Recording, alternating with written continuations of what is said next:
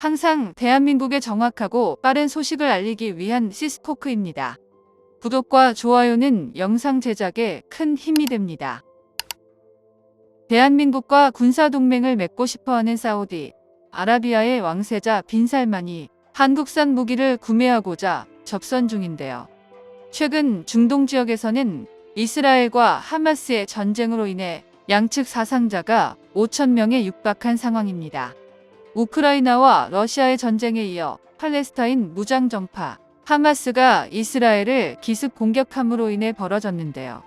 이번 전쟁은 2014년 7월 가자지구 분쟁 이후 9년 만에 발생한 이스라엘과 하마스 간의 전면전으로 1973년 제4차 중동 전쟁 이후 최대 규모의 충돌이며 사실상 기간 대비 사망자만 본다면 이미 4차 중동 전쟁을 넘어섰다고 할 수 있습니다. 21세기에 들어 이스라엘과 하마스 간의 관계는 계속 악화되고 있었으며 2010년엔 이스라엘이 팔레스타인 민간인을 공격하고 병원, 언론, 학교 등을 타겟으로 삼는 학살 사건이 벌어지기도 했습니다. 이스라엘 극우파의 세력 영향력이 커지면서 팔레스타인에 대한 공세가 심화되었고 이로 인해 양측의 갈등은 심각해졌는데요. 무엇보다 하마스로 인한 이스라엘 전쟁의 가장 큰 원인으로는 이스라엘과 사우디 아라비아의 관계 정상화를 견제하기 위함이라고 추측하고 있습니다. 팔레스타인이 그나마 지금까지 유지될 수 있었던 것이 이스라엘을 증오하는 아랍 국가들이 팔레스타인을 이용해 이스라엘을 견제용으로 이용하면서 간접적으로 군사적, 경제적 지원을 해왔는데요. 특히 사우디 아라비아가 가장 큰 도움을 주고 있었습니다. 사우디 아라비아와 이스라엘이 국교를 정상화하게 된다면 팔레스타인이야말로 고립된 국가가 되기에 어떻게든 이를 막아야 하는 상황인데요. 사우디가 이스라엘과 관계를 회복하려는 이유로는 실질적인 적성국으로 떠오른 이란을 견제하기 위함으로 이란의 핵 개발에 있어서 이란과 실질 국경을 접해 있진 않지만 이스라엘 역시 위기감을 느끼고 있습니다. 결국 이스라엘도 사우디와의 동맹이 필요한 상황인지라 팔레스타인을 더욱 궁지로 몰았기에 전쟁으로까지 이어졌습니다. 어지러운 중동의 상황에 사우디 빈살만 왕세자도 다급하게 한국산 무기를 찾고 있는데요. 최근까지만 하더라도 한국산 지대공 미사일인 천궁 구매는 물론이거니와 중거리 탄도 미사일인 천무 다연장 미사일까지 도입하려는 빈살만 왕세자 행보가 더욱 대담해지고 있습니다. 사우디 공군의 차세대 전투기 구매 사업을 통하여 대한민국의 최신형 다목적 전술기 KF-21 전투기 도입에 엄청난 관심을 보였다는 게 중동 언론들을 통해서 공식적으로 입증되었는데요. 사실 사우디 아라비아는 구형 전투기를 대체하기 위해선 새로운 전투기 도입이 반드시 필요한 상황에 놓였습니다. 바이든 정부와 합의 도중 미국산 F-35 전투기 구매 계약이 완전히 불발되었기 때문에 선택지가 완전히 없어진 것인데요. 사우디 빈살만 왕세자의 입장에선 차세대 전투기 교체 대상에서 한국형 KF-21 전투기를 들여오는 게 더욱 간절해질 수밖에 없습니다. 실제로 한국에서 사우디 아라비아는 F-35 전투기 대신 들여올 프랑스산 라팔 전투기가 성능 대비 가격이 너무 비싸 가성비가 너무 안 좋다는 지적을 내렸고 라팔 말고도 보잉의 F-15EX 대신 4.5세대에 알맞는 새로운 전투기 도입을 원했습니다. 그런데 놀랍게도 빈살만 사우디 왕세자는 새로운 전투기의 목록에서 KF-21 전투기를 원했는데요.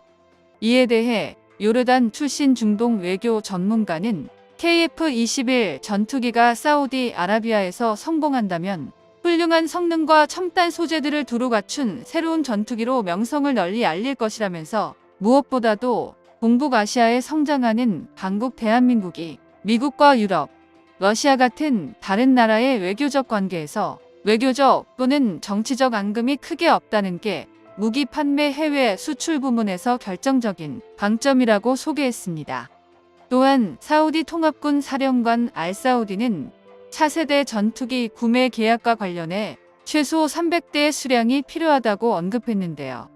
대한민국이 개발 중인 KF-21은 이전에 사우디 공군이 운영하던 F-15 모델들보다 훨씬 현대적인 전투기라고 소개하며 옆나라 아랍에미리트가 운용하는 프랑스산 라팔과도 비교해본다면 세미 스텔스 형태를 지니고 있기 때문에 KF-21 전투기는 스텔스 개량 부분이 매우 수월하다는 장점을 또 한 번 강조했습니다. 그동안 KF-21은 한국군의 전투기로 우리 영공과 우리 힘을 지키는 역할을 할 수만 있다고 알고 있었는데 사우디아라비아 해외 수출을 통해서 한국산 항공기가 세계로 뻗어나갈 수 있다는 것을 확신한 순간이었습니다. 차세대 군용기는 우리 손으로 전투기를 개발한 것에 더욱 큰 의미와 가치가 있다는 사실을 직접 알게 되었는데요. 한국은 이제 전투기 개발뿐만 아니라 해외 수출 다각화까지 계획하면서 우리의 미래를 열심히 준비해 나가고 있습니다. 그런데 사우디 빈살만 왕세자의 관심에 보답하듯 대한민국의 KF-21 전투기를 준비하고 있는 한국항공우주산업이 KF-21 전투기의 해외 수출을 위한 두 가지 방식을 공식적으로 준비 중이라는 것이 새롭게 확인되었습니다. 실제로 한국형 KF-21 개발을 담당한 카이의 대표실장은 한국이 전투기 개발할 때 해외 수출 달성이 사업 성공을 판가름하는 척도라고 설명한 적 있는데요. 이것은 규모의 경제를 이용하여 KF-21 전투기의 생산 라인을 늘린 후 신뢰성을 상승시키며 우려를 불식시키고 KF-21은 블록2 제작 단계로 넘어가면서 목표 스텔스 기능도 충족시킬 수 있다고 발언했습니다. 그런데 여기서 궁금한 점이 딱 하나 존재하죠. 당시에만 하더라도 KF-21 전투기의 첫 비행이 시작되기도 전이었는데 어떻게 신뢰성도 없는 완전히 갓 태어난 전투기로 사우디 아라비아에서 해외 수출 계약을 성공시킬 것이냐라는 질문이었습니다. 이 질문에 관하여 말로만 해외 수출이 아니라 정말로 KF-21 전투기의 실적 달성을 위하여 한국항공우주산업이 어떤 노력을 하고 있는지 보다 자세히 알아보아야 하는데요. 우선 한국항공산업 측은 KF-21의 플랫폼화와 파스 시스템의 효율성이 안정적인 단계로 돌입했다고 밝혔습니다.